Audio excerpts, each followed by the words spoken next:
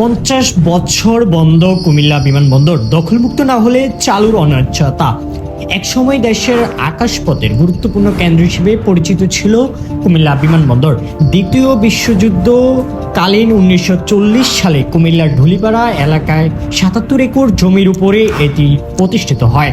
স্বাধীনতার পর 1976 সালে পর্যন্ত এখানে অনবরত ফ্লাইট চলাচল করলেও যাত্রী সংকট ও লোকসানের কারণে সেই বছরেই বিমান চলাচল বন্ধ হয়ে যায়।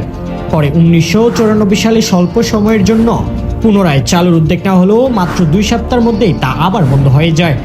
এরপর কেটে গেছে প্রায় 5 দশক। দীর্ঘ এই সময় অবহেলা, দখল ও পরিকল্পনার অভাবে কার্যক্রম স্থগিত হয়ে পড়ে আছে দেশের একটি ঐতিহাসিক বিমানবন্দর। তবে সাম্প্রতিক সরকারে ও বিমানবন্দর নিয়ে পুনরায় পরিকল্পনা সাজাচ্ছে। তবে দখলদার বিমানবন্দরের আশেপাশে গড়ে ওঠা আসবাব ভবন বিমানবন্দরটি চালু হওয়ার প্রায় অনিশ্চয়তা হয়ে পড়েছে। তবে ফ্লাইট বন্ধ থাকলেও কুমিল্লার বিমানবন্দরের কার্যক্রম পুরোপুরি থেমে নেই।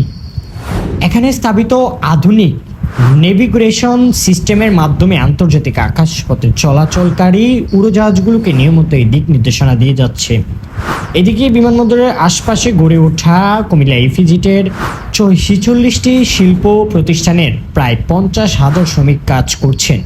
এখান থেকে গত বছর প্রায় $9 বিলিয়ন রফতানি আয় হচ্ছে বলে সংশ্লিষ্টরা সূত্র জানা যায়। তবে কুমিল্লা থেকে প্রতি বছর হাজারো মানুষ বিদেশে গেলেও তাদের যাত্রা শুরু হয়ে যাচ্ছে ঢাকা, চট্টগ্রাম ও সিলেট বিমানবন্দর ব্যবহার করে। এতে সময় ও খরচ দুটিরই বেড়েই চলছে বলছেন অভিযোগকারী স্থানীয়দের। নগরবিদ ডক্টর আলী হোসেন বলেন, কুমিল্লা বিমানবন্দর চালু হলে শুধু যাত্রী সেবাই নয়, পুরো অঞ্চলের শিল্প ও অর্থনীতিতে বড় ধরনের ইতিবাচক পরিবর্তন আসবে। কিন্তু দখল মুক্ত কারণ ও অবকাঠামোগত উন্নয়ন নিশ্চিত না হলে দীর্ঘদিন বন্ধ থাকা এই বিমানবন্দর পুনরায় চালুর সম্ভাবনা এখনও অনিশ্চিত হয়ে পড়ে আছে।